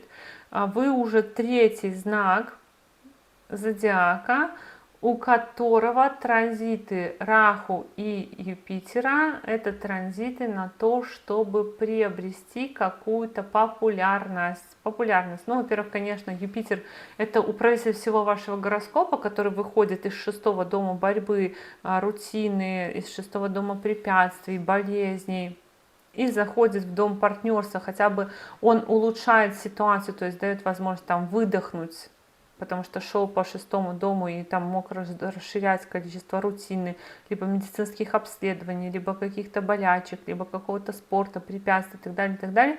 Во-первых, Юпитер дает возможность выдохнуть. Во-вторых, Раху и Юпитер, как 2 планеты расширителя, дают Х2 в 3 домах гороскопа, которые связаны с общением, с новыми людьми в нашей жизни, с коллективами, в которых мы состоим.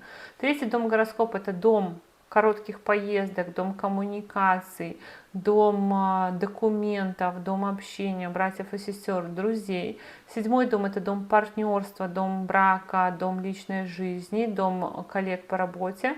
И 11-й дом гороскопа — это дом больших коллективов, дом друзей, дом каких-то профсоюзов, партий и так далее. То есть 3 дома гороскопа, отвечающие за общение, у вас активируются с мая по октябрь. Это будет шквал общения, это будет изменение круга общения, это будет вступление в новые коллективы, возможно, вхождение в коллективы, в которых вы были раньше. То есть, возможно, просто выход в свет, и вы начинаете много общаться. Вам, как львам и овнам, я даю совет, если у вас есть цель, желание, возможности, ну, в первую очередь, конечно, если у вас цель есть и желание, зарегистрироваться там в какой-то социальной сети, вести блог, там как-то на нем зарабатывать или еще что-нибудь, то с мая 2025 года на ближайшие несколько месяцев у вас очень хорошие транзиты на рост блогов, у вас очень хорошие транзиты на появление в вашей жизни новых людей, новых знакомств. Если вы там продавец, то у вас могут быть хорошие продажи. Если вы с клиентами работаете, то у вас могут быть хорошие клиенты, значительные.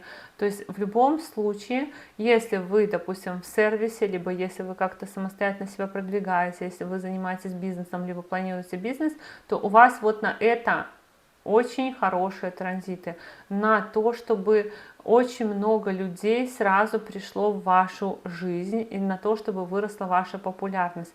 И управитель всего гороскопа будет идти по близнецам. Я думаю, что вообще вы станете более болтливыми, будете много разговаривать, много общаться самостоятельно, да, потому что управитель первого дома у нас, то есть наш Лагнеш, заходит, управитель нашего гороскопа заходит в знак зодиака, который отвечает за общение, за коммуникации, за информацию, за любопытство. Может быть, знаете, так, книжек сколько можно новых почитать, сколько новых людей, сколько новых знаний, всего. Но я не скажу, что тут прям про то, что вы будете много учиться, скорее про то, что вы будете много общаться. Но хобби тоже могут быть, какие-то новые хобби, новые увлечения. Плюс вот эта вот ось Раху и Кету на 3-9 доме гороскопа может дать вам новых друзей. У кого-то из стрельцов новых братьев и сестер, рождение братьев и сестер. И какие-то новые документы. Но документы скорее иностранные, какой-нибудь сертификат, какой-нибудь иностранный паспорт и так далее. Плюс Раху и Юпитер влияют на 11 дом, который отвечает за дополнительную прибыль, за дополнительные деньги. То есть расширяются ваши возможности финансовые, но также вот этот 3, 7, 11 дома гороскопа, особенно 3, 11 дома гороскопа, связаны с различными мероприятиями, конкурсами, ну типа конкурсы, выставки, поэтому вам тоже очень надо во всем этом участвовать, подаваться на какие-то конкурсы, заявки и так далее, и так далее. Но вообще транзит Раху по 3-му дому гороскопа это хорошо как раз таки. Допустим, там никогда не участвовали в конкурсе красоты, и тут вдруг можно пойти поучаствовать, вы стесняетесь, я никогда не участвовала, идите. Никогда не участвовали там в конкурсе гитаристов, идите. Любые конкурсы, любые вот такие вот инициативы, эти 1,5 года для вас. Для того, чтобы вот особенно транзиты Раху и Кету по 3-му и 11-му дому гороскопа, это транзиты для вас, для того, чтобы показать себя, выиграть в чем-то, вот именно вот, ну, сертификаты какие-то, конкурсы и так далее. Кету в 9-м доме гороскопа для кого-то из стрельцов может давать окончание какой-то учебы, разлуку с отцом, расставание с учителем, с руководителем, но и тесную связь для кого-то. Вот этот вот 9-й дом гороскопа, но и тесную связь. Тесную связь с точки зрения того, что, может быть, вы там, допустим, не общались, а теперь надо общаться, либо с руководителем постоянно по интернету, что-нибудь такое. Ну и, конечно же, 7-й дом брака и личной жизни. И здесь у нас Раху и Юпитер влияют на брак и личную жизнь. Естественно, у стрельцов появляются возможности в личной жизни. Кто-то может начать совместное проживание, вместе купить дом, квартиру, машину, построить жилье, если вы в браке, либо если вы в отношениях. Если вы не в отношениях, то это, конечно, транзиты, благословляющие на начало отношений, на поиск отношений, на установление отношений, на создание каких-то команд, на создание каких-то коллективов и так далее. В общем, в целом, я считаю, что эти транзиты для вас очень крутые. Мои дорогие козероги, вы видите на слайде даты, когда Юпитер был в Близнецах последний раз, Раху и Кету были в Водолее и Льве последний раз. Вы можете выписать себе эти даты, проанализировать, что в вашей жизни происходило, что может немножко перекликаться с тем, что будет в ближайший полгода сначала, потому что Юпитер у нас будет до октября в знаке зодиака Близнецы, потом уйдет немножко вперед в знак зодиака Рак и в декабре вернется обратно в 6-й дом гороскопа и будет до июня 26 года. И вот будут два таких периода, когда Раху и Кету будут стоять вот здесь, Юпитер будет стоять вот здесь. И я считаю, что это очень важно. Они формируют очень три важных таких точки. Вот второй, шестой и 10 дома гороскопа, в которых будут новые возможности, новые желания, новые какие-то прям вот такие вот драконьющие обстоятельства. Что я имею в виду? Раху и Юпитер взаимно аспектируют друг друга. Раху аспектирует Юпитер, Юпитер аспектирует Раху, плюс Юпитер и Раху вдвоем аспектируют 10 дом гороскопа. Две планеты, которые отвечают за гиперболизацию, я бы сказала. Раху — это планета раздувания, сильных желаний, иллюзий, а Юпитер — это планета благословения, планета удачи, планета расширения. И получается, что встречается хочу, не могу и благословляю. То есть я очень сильно хочу и получаю эти возможности. И что будет у козерогов? Хочу, не могу и благословляю. В чем главный фокус транзитов Юпитера и Раху? Главный фокус транзитов Юпитера и Раху — это деньги и работа. Во-первых, Раху заходит в дом денег. Конечно, есть здесь минус в том, что Раху — это планета-вредитель, и второй дом — это дом питания, дом голоса, дом родительской семьи. Поэтому вам стоит быть внимательнее к тому, что вы едите. Может быть, у вас будет, знаете, усилится зависимость, если они у вас есть там. Но нужно следить вот именно за привычками своими, потому что Раху будет склонять к ухудшению режима питания, к изменению привычек в худшую сторону. За этим нужно следить. Но с точки зрения денег Раху просто расширяет возможности, новые какие-то проекты, новые какие-то идеи, новые какие-то задумки.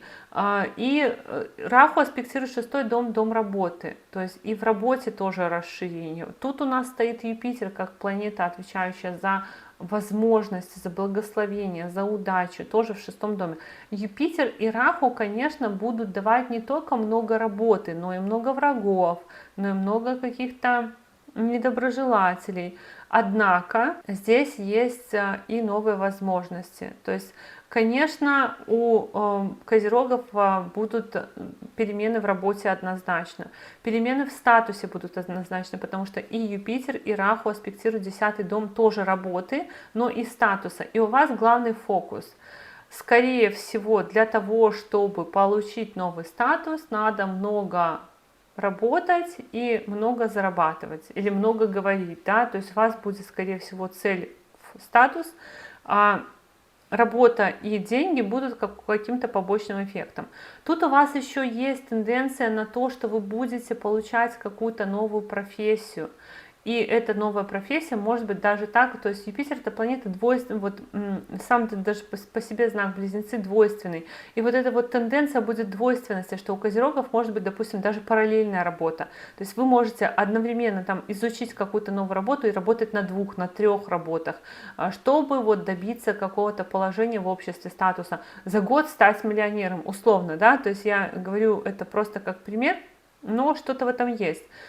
И Раху тоже в 10-й дом будет давать свой аспект, как планета, которая говорит о том, что у вас может быть такое заблуждение по поводу того, что вам этот статус нужен, не нужен, но очень сильное желание. Статус может быть разным. Это выйти замуж, это жениться, это получить вид на жительство, это получить гражданство, это стать родителями, это построить там, зарегистрировать свою недвижимость. То есть какие-то статусы. И у вас будет такая вот прям очень сильная, четкая цель, что мне нужно. Но и расширение количества работы. То есть, может быть, вы как, Юпитер у нас планета знаний, да, и у вас появится много знаний о вашей работе. Много знаний может быть о спорте, много знаний может быть о болезнях, о кредитах. С другой стороны тоже, Раху в доме денег, а Юпитер как планета денег в доме, который отвечает за долги, за врагов, за болезни, поэтому перемены активные по финансам будут происходить у вас. и, скорее всего, могут быть даже какие-то споры за деньги, потому что Раху — это планета, которая отвечает вот за такие иллюзии, за иностранцев, да, но тоже за что-то чуждое, и, может быть, у вас будут какие-то чужие деньги в вашем распоряжении, или, может быть, ну, чужие деньги, да, и при этом споры из-за чужих денег. Может быть, будете отстаивать какое-то свое право на какие-то деньги. Вот что-то такое тоже у вас может быть, спорное по деньгам. Потом, конечно, спорт.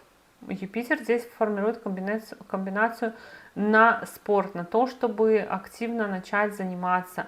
Активно у вас может быть изменение, увеличение количества обязанностей. Вот если вы работаете, у вас может быть такое, что у вас просто огромное количество обязанностей на вас навесят на работе, и будете вы с этими обязанностями справляться. Но, в принципе, навесят с возможностью получить за это что-то, потому что Раху во втором доме гороскопа может давать рост доходов. Юпитер здесь дает увеличение количества обязанностей, но и рост доходов тоже, в принципе, будет.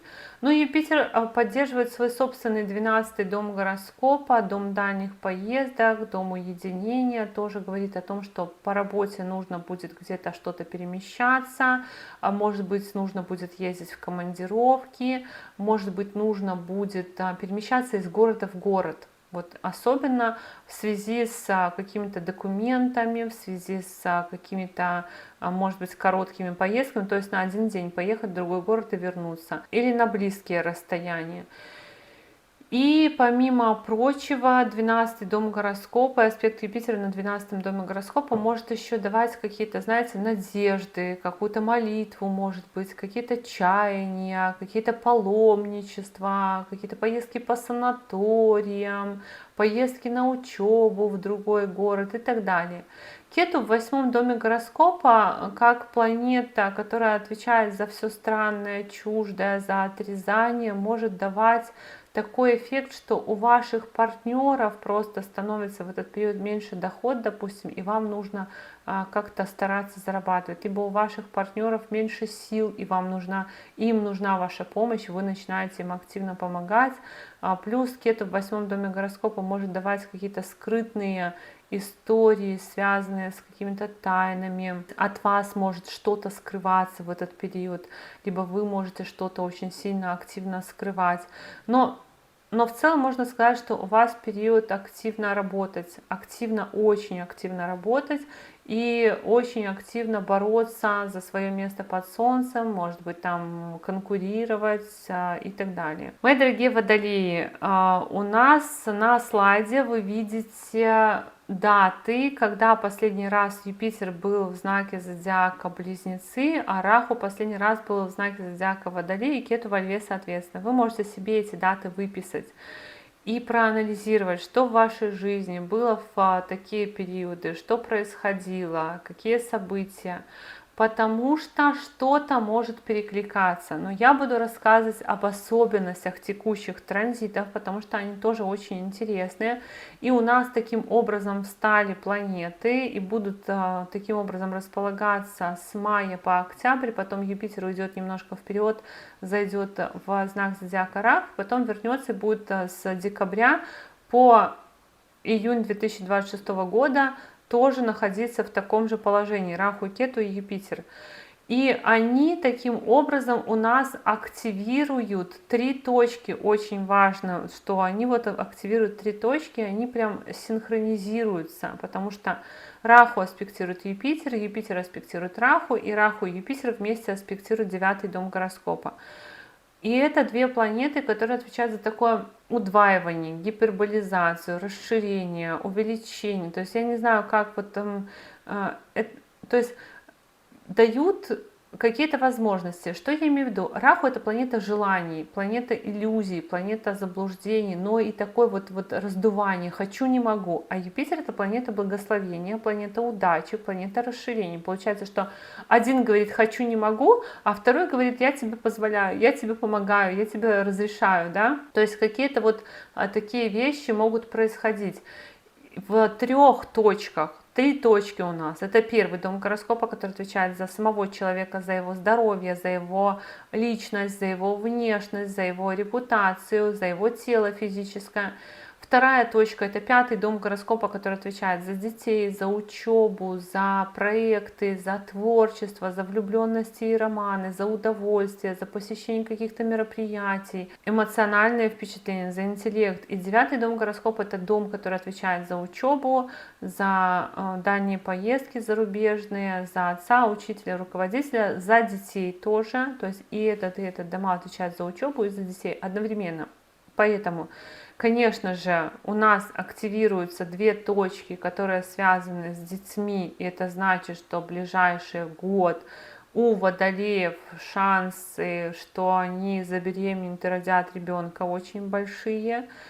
Ну, либо жена родит ребенка мужу, то есть очень высокие шансы на беременность, зачатие и на деторождение, и рождение ребенка может быть разным. Это может быть ребенок творческий, это может быть ребенок такой, там, проект какой-то, да, книжку выпустить, ну и физический ребенок тоже может быть.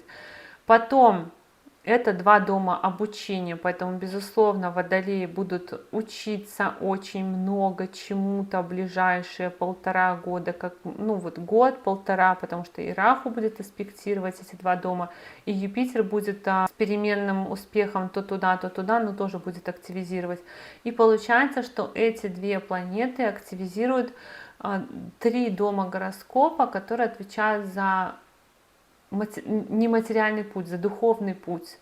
Это 3 дома гороскопа, которые связаны с выполнением больше нашего вот предназначения. Очень, скорее всего, у водолеев будет много моральных выборов стоять в ближайшие несколько месяцев, как лучше поступить. Помимо этого, у водолеев будут происходить активные перемены в теле, потому что Раху — это планета, вот, которая драконит, да, которая очень сильных желаний. И Юпитер у нас будет аспектировать этот 1-й дом гороскопа, и Раху стоит, то есть очень сильно может трансформироваться тело. Если женщина беременна, то, понятное дело, тело меняется, ну, либо просто будет очень сильное желание что-то поменять в теле.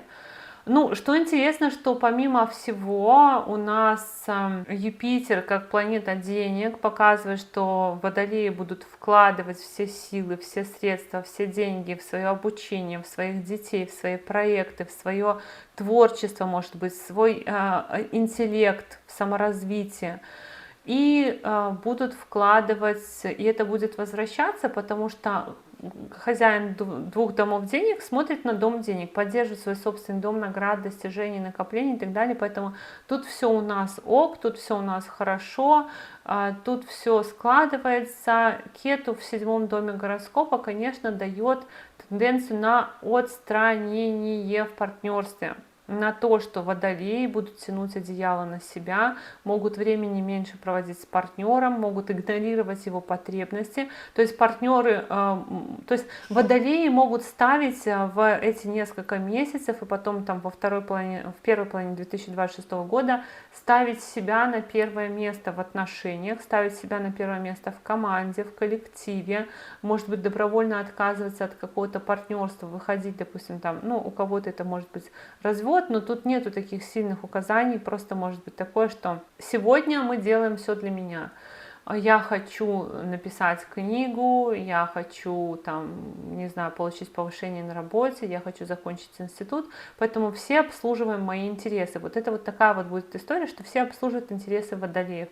Все перед ними склоняются, все перед ними пляшут, все им помогают. То есть получается, что в этом году у вас будет какой-то выход на ваше предназначение, на ваши какие-то жизненные, но именно не социальные цели, а цели духовные, потому что все-таки 5-й и 9-й дома связаны с духовностью, с хорошей кармой. В 5-м доме, доме детей, доме хорошей кармы стоит Юпитер, планета расширения, планета удачи. Поэтому все-таки у вас транзиты такие на то, что что-то вот сделать такое для мира, даже не для мира, а для души, для того, чтобы было радостно, для того, чтобы оставить после себя след. То есть сделать что-то, чтобы оставить после себя след на этой планете, скорее всего, у вас будет такая вот история, мои дорогие водолеи, когда вы будете вот на виду, может быть, даже, когда на вас будут обращены другие взгляды, либо когда другие будут помогать вам. Мои дорогие рыбы, на слайде вы видите сейчас список, вот он у нас, когда Юпитер был последний раз в Близнецах, Раху и Кету, когда были последний раз в Водолее и во Льве. И эти даты я написала специально, потому что вы можете вернуться мысленно в те годы, подумать, что в вашей жизни происходило, и по Юпитеру, и по Раху и Кету проанализировать, какие перемены у вас в жизни были, какие события. И частично в ближайший год эти события могут повторяться и могут в чем-то перекликаться. Но я хочу вам рассказать про главный фокус, который формируется Юпитером и Раху на ближайший год с перерывами, потому что Юпитер будет до октября в знаке зодиака Близнецы, потом немножко уйдет в Рак, потом вернется опять из января 2026 по июнь 2026 года. Вот эта вот картинка опять вернется, то есть Раху, Кету тут останутся, а Юпитер зайдет, опять вернется в Близнецы. И интересно то, что Юпитер и Раху активируют три точки. Очень важно, что они активируют три точки. Раху стоит в 12 доме гороскопа и получает аспект от Юпитера. Юпитер стоит в 4 доме гороскопа и получает аспект от Раху. И Раху и Юпитер взаимно аспектируют 8 дом гороскопа. Что важно? Раху — это планета сильных желаний, планета иллюзий, планета заблуждений и вот этого вот «хочу, не могу», планета раздувания иностранцев планета, а Юпитер — это планета благословения, планета расширения, планета, которая отвечает за удачу. И получается, что здесь встречается очень сильно «хочу», и «я тебе разрешаю и благословляю». И для каждого знака зодиака появляются три точки с очень сильной энергией перемен. И у вас это энергия очень сильных перемен на самом деле, потому что у вас задействованы три точки, связанные с кардинальными переменами. Во-первых, Раху стоит в 12 доме, доме дальних поездок, доме уединения, доме потерь, доме иллюзий, доме творчества. И Раху и Юпитер аспектируют 8 дом гороскопа, дом кризисов, дом резких перемен, дом неожиданных перемен, дом тайны, эзотерики, дом чужих денег, дом чужих ресурсов. И еще и Кету у вас в 6 доме гороскопа. То есть вот эти вот три дома, 6, 8, 12, это дома, которые связаны со всеми резкими переменами, со всеми кардинальными переменами. Они у вас активированы. Раху и Кету, конечно же, будут склонять рыб к тому, чтобы отказаться, допустим, от работы, поменять работу, уйти куда-то в фриланс, уйти в собственное дело, либо вообще не работать, дауншифтинг, переехать, сидеть дома. Очень многие рыбы будут такими домоседами, либо будут озабочены тем, чтобы заняться вопросами дома, недвижимости, транспорта, вопросами мамы, может быть, помощи маме, и при этом уйти от каких-то дел. То есть Кету в 6 доме гороскопа, в доме работы, рутины, препятствий, дает склонность уйти от каких-то дел. Очень многие рыбы будут погружены в иллюзии, будут склонны к тому, чтобы очень сильно заблуждаться. У вас есть тенденция на то, что вы можете очень сильно увлекаться в эти вот сначала несколько месяцев, потом с первой половины 2026 года увлекаться какими-то иллюзорными идеями, либо уходить от решения проблем, уходить от борьбы, уходить от необходимости решать какие-то проблемы. У вас есть тенденция на то, что вы будете как страус зарывать голову в песок. Не надо. Надо немножко, может быть, пересмотреть свой образ жизни, потому что здесь тоже есть тенденция на то, что может пересматриваться режим дня, режим труда, режим работы. Может быть, вы много на себя брали, может быть, вы где-то подустали. Ну, пересмотрите, потому что у вас будет тенденция. У кого-то из рыб может быть такое, что прям резко в один день раз и не захотел работать, либо раз и поменялась работа. И это все вот может приводить к каким-то тайнам, потому что в целом-то у нас Юпитер в 4 доме гороскопа, но это все вот эти вот ваши там желание заняться домом, желание уйти с работы, желание уйти в свободное плавание, оно все может приводить к кризисам. И вам нужно вот по этим транзитам продумывать стратегию того, что вы будете делать, потому что ваши поступки могут быть продиктованы очень сильно у рыб эмоциями. Вы будете Раху в 12 доме. 12 дом — это дом эмоциональности. Вы будете руководствоваться вот этими эмоциями в ваших действиях, скорее всего. Плюс Юпитер — это планета, которая отвечает полностью за все ваше здоровье. Да, он будет идти по 4 дому, дому недвижимости, дому транспорта, дому места жительства. И это ваш фокус будет. Такое, знаете, с одной стороны, ваш фокус. Вот оптимистичное видение мира. У вас будет такая история. Даже не то, что оптимистичная, просто чтобы вы понимали, я попытаюсь сейчас объяснить. Раху заходит в 12 дом гороскопа. 12 дом — это дом Юпитера. Но это прототип знака зодиака Рыбы, прототип иллюзий, прототип вот этих вот фантазий, мечтаний, ухода от проблем. Кто-то вот прям в игры погружается, кто-то уходит в зависимости. То есть включить на максимум, вот отгородиться от мира, включить на максимум вот эту вот какую-то защитную пленку, защитное стекло, через которое я буду смотреть на мир. И Юпитер заходит еще, как управитель всего гороскопа, заходит в 4 дом, который отвечает вот за наш домик, внутреннее счастье. И 12 дом и 4 дом гороскопа — это дома, которые связаны с нашим мироощущением. 4 дом — это дом психики. И мы будем пытаться вот эту психику свою настроить, оптимистично смотреть на мир, потому что 12 дом — это тоже дом, можно сказать, частично оптимизма, им управляет Юпитер. И мы будем такой, проблемы, ну и фиг с ними, с этими проблемами. Не будем ничего решать, не хотим ничего решать. Будем сидеть дома, песни петь, там, смеяться, улыбаться и так далее, и так далее. То есть у вас может появиться такое желание вообще уйти от ответственности какой-то, от решения каких-то вопросов, от того, чтобы чем-то заниматься. Но это все, вот если вы будете уходить в это все, скорее всего, будет приводить к кризисам, потому что, возможно, на вас надеялись, возможно, на вас была возложена задача, обязанность и так далее, и без вас не справиться, потому что и Юпитер, и Раху аспектируют 8 дом. А возможно, наоборот, что из-за того, что происходит какой-то кризис, вы начинаете пересматривать свой режим, уходите с работы, идете в свободное плавание, начинаете рисовать картины, начинаете создавать линию одежды, начинаете увлекаться психологией. Рыбы очень сильно могут погрузиться в психологию по Раху в 12 и Юпитеру в 4, в музыку.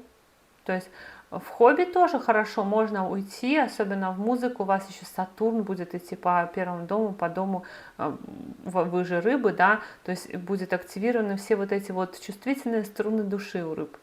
Ну и плюс, конечно, желание, опять же, заняться домом. У вас Раху будет аспектировать 4 дом, и Юпитер будет идти по 4 дому. И помимо этого Юпитер как хозяин 10 в 4, то есть либо каким-то образом легализовать свое жилье, недвижимость, транспорт, либо каким-то образом переехать по работе, либо работу перенести домой, либо, допустим, работа переезжает куда-то к вам ближе к дому, что-нибудь вот такое вот. И изменения в статусе резкие тоже могут быть, потому что управитель 10 дома статуса аспектирует 8 дом кризисов. Но это же еще и говорит, что вы можете получать какой-то чужой ресурс, чужие деньги, либо поддержку, либо еще что-нибудь. Хотя я думаю, что у вас вот как раз-таки немножко будет желание отдохнуть.